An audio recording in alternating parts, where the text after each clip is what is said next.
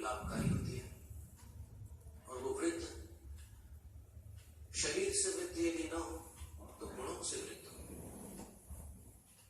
गुणों से न हो तो तप से वृद्ध हो, किसी न किसी अपेक्षा से वृद्ध हो। तो वृद्धों की संगति से ब्रह्मचर्य निर्मल होता है।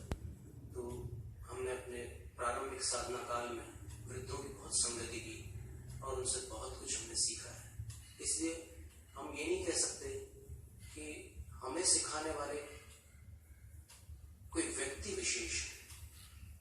जहां जहां से हमें सीखने मिला हमने वहीं से सीखा। यहाँ तक कि बच्चों से भी हमें बहुत सारी चीजें सीखने मिली है, गरीबों से भी बहुत कुछ सीखने मिला, पेड़ पौधों से भी सीखने मिला। बहुत कम साधुओं के पास समय होता है जो ऐसे छोटे छोटे प्राणियों पर ध्यान दे सके, क्योंकि उनकी व्यस्तता के कारण वो निकल नहीं पाते उस तरफ। लेकिन चूंकि हमें भरपूर अवसर मिला, जिनवाणी माता की कृपा थी, तो फिर हमने तड़पती हुई गायों की वेदना अपने अंदर महसूस करते हुए अपने आंखों से आंसू निकलते हुए देखे।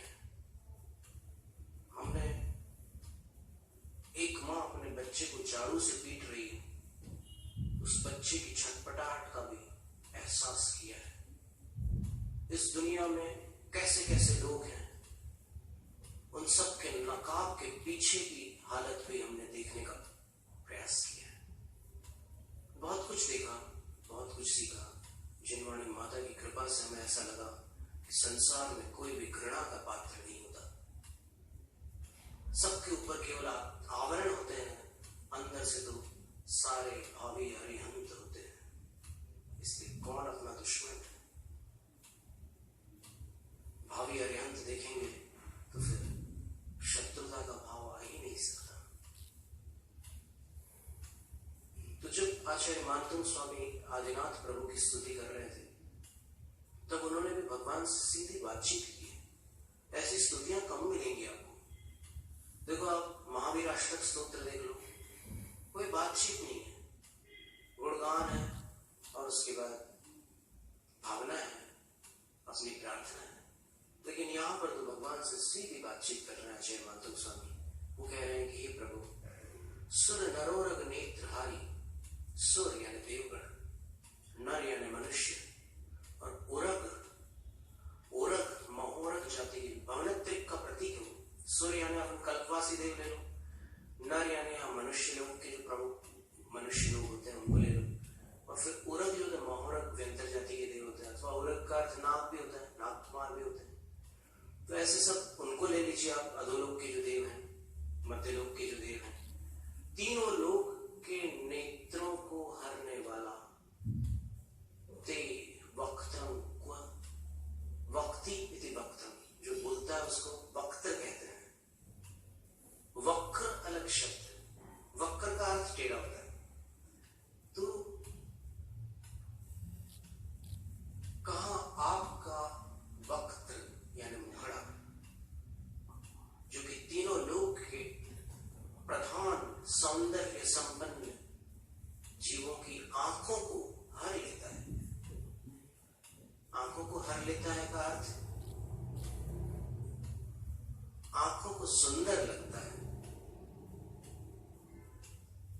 ट्रांसप्लांट नहीं कर देता आंखों को, आई ट्रांसप्लांट नहीं, आंखों को निकाल नहीं लेता, आंखों को सुंदर लगता है। क्योंकि कई लोग क्या शब्दार्थ में ज्यादा भटक जाते हैं और फिर उसका जो प्रासंगिक अर्थ है उसको दूर चले जाते हैं। तो कहां तो आपका वो अद्वितीय मुखड़ा इतना सुंदर कि निशेष निर्जित जगत तृतयोपमानम, निशेष शेष न रह जाए इस ढंग से, निशेषम यथा भवत्येवं यथा स्यात् तथा। जगत त्रितय, तीनों जगत की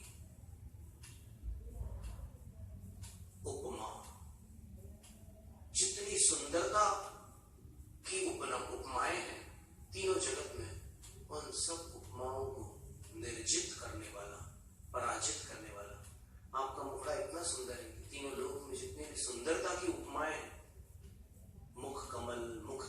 ये सारी उपमाएं यहां पर निरर्थक हो जाती है, ये सब आपके सामने फीके पड़ जाते हैं। तो कहां तो आपका मुखड़ा और निशाकरस्य कलंक मलिनम बिंबम क्व, चंद्रमा का कलंक से मलिन यानी दाग वाला, धब्बों वाला बिंब कहां? यत, जो कि वासरे, वासर का अर्थ दिन होता है, जो कि दिन के समय पांडु पलाश कल्पम भवति, फीके ढाक के पत्ते के कल्प, ईशत समान कल्पम, लगभग समान हो जाता है। यानी उस चंद्रमा को दिन में देखो कभी तो ऐसा लगता है कि जैसे फीके ढाक के पत्ते जैसी स्थिति उसकी बन रही है, कांतिहीन। दिखता जरूर है कि कुछ है, चंद्रमा ही है, समझ में तो आ जाता है, लेकिन उसकी कांति फीकी पड़ जाती है। इसलिए आपका मुख तो अलग है, कभी फीका पड़ ही नहीं सकता। तो कहां आपका मुख और कहां चंद्रमा? ये भगवान के मुख की सुंदरता का वर्णन था, क्योंकि सर्वांग में सबसे अधिक प्रभावशाली अंग मुखड़ा ही होता है। बच्चा मां के मुंह को देखकर चेष्टाएं करता है, वो मां की आंखों को पढ़ लेता है कि कैसा मूड है। साइकोलॉजी नहीं पढ़ी उसने, मनोविज्ञान नहीं जानता, लेकिन वो मां की आंख को पढ़ना जानता है, और उन आंखों में जो हलचली होती है, परिवर्तन होते हैं, उन सबको पहचानता है। फिर वैसे नखरे भी करता है, वैसे नाटक भी खेलता है, सब कुछ जानता है। तो इसी प्रकार जिनेंद्र भगवान का जो मुखड़ा है, उसके विषय में कहते हैं कि समम शरण में प्रवेश करके जब मानस स्तंभ के निकट आकर मनुष्य का या किसी भी प्राणी का मान गलित होता है, तब वो नम्रीभूत होकर ज्यों ही सभा भूमि में आकर पीठिका गृह स्वयंभू, उस पीठिका पर, उस सिंहासन पर विराजमान स्वयंभू जिनेश्वर अरिहंत परमात्मा को पहली बार देखता है, तब उनके मुख को देखकर, देखिए जिनेंद्र भगवान की आत्मा वीतराग है, सर्वज्ञ है। उनको देखते ही साथ न जाने क्यों वो जो अंतरंग आनंद है भगवान को जो प्राप्त हुआ है, जम केवलम जनानम तम सुखम चेव, आचार्य कुंदकुंद स्वामी प्रवचन सार के ज्ञानाधिकार में कहते हैं कि जिनेंद्र भगवान का जो ज्ञान है वही सुख रूप है, क्योंकि बाकी सारे ज्ञान चंचल है, बाकी सारे ज्ञान अपूर्ण है, और वीतराग अवस्था के नीचे वाले सारे ज्ञान सराग है। आप वीतराग है और आपका ज्ञान निर्मल, परिपूर्ण, शुद्ध है, और वही आनंद स्वरूप है। वो आनंद आपकी आत्मा में है, पर न जाने क्यों, ये बड़े अचंभे की बात है कि वो आनंद आपके मुख में झलक रहा है। इसका हेतु समझ में नहीं आता। ये पुद्गल आप जीव, फिर भी ऐसा कुछ चमत्कार है कि आपके अंदर का आनंद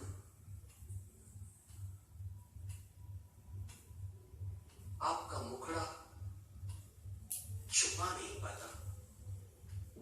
जिनेंद्र वाणी जी कहते थे, आंखें हृदय की भाषा बोलती है। भगवान की आंखों को देखने से क्या आंखें हैं, उनको देखने से ऐसा लगता है कि वो जिसको कहते हैं मुस्काती आंख बहुत दुर्लभ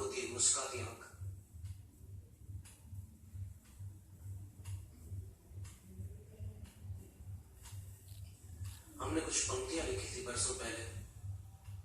मुसीबत में अफसोस करने वाले शख्स जमीन पर कदम कदम पे मिल जाते हैं, गमों में मुस्काने वाले कम नजर आते हैं। खुशी हो या दिल का दर्द, ये सिर्फ नजरिए का अंजाम है। जिसकी आंखों में मुस्कान है वो इंसानों में इंसान है। और ये तो भगवान है, ये तो जिनेंद्र है, त्रिलोकीनाथ है। इनकी आंखों का तो क्या कहना, इनकी आंखें बोलती है, आनंद की भाषा बोलती है। एक भव्य प्राणी, यदि तू पढ़ सके तो पढ़ ले। सच्चा आनंद इसी में है, तेरी उथल पुथल में नहीं है। अंतरंग में है, बहिरंग में नहीं है। बहिरंग में तो रंग है, अंतरंग में निस्तरंग आनंद है।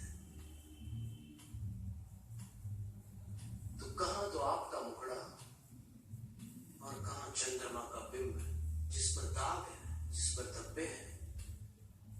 अधिक समय तक देखना अच्छा नहीं लगता, आपको देखने के बाद कुछ और देखना अच्छा नहीं लगता। यही तो फर्क है। हे प्रभु, कहां आप और कहां चंद्रबिंब।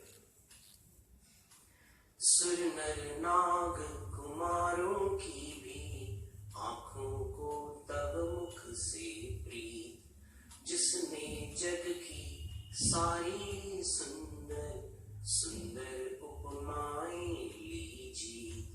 और कहां चंदा बेचारा, जो नित धारण करे कलंक, दिन में ढाक पत्र सा निष्प्रभ होकर लगता पूरा रंग।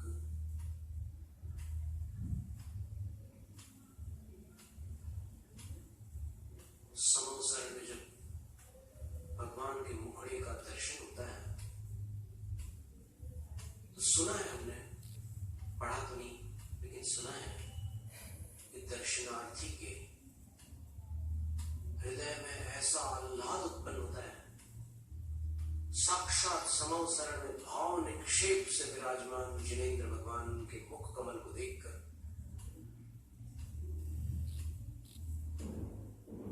वह अपने सागरों के दुख को भी भूल जाता है। साधारण बात नहीं है। यहां प्रतिदिन मंदिर आने वाले कुछ घंटों के दुखों को भी भूलने में असमर्थ होते हैं, और वहां एक बार मुखड़े का दर्शन करने वाले सागरों के दुख को भूल जाते हैं। तिरुवे पंडिती ग्रंथ के अनुसार, मुनि सुब्रत काव्य ग्रंथ के अनुसार, वहां पर सम्यक दृष्टि सभा भूमि के अंदर भगवान से धर्म श्रवण करते हैं। जैनम जयतु शासनम, जैनम जयतु शासनम, जैनम जयतु शासनम।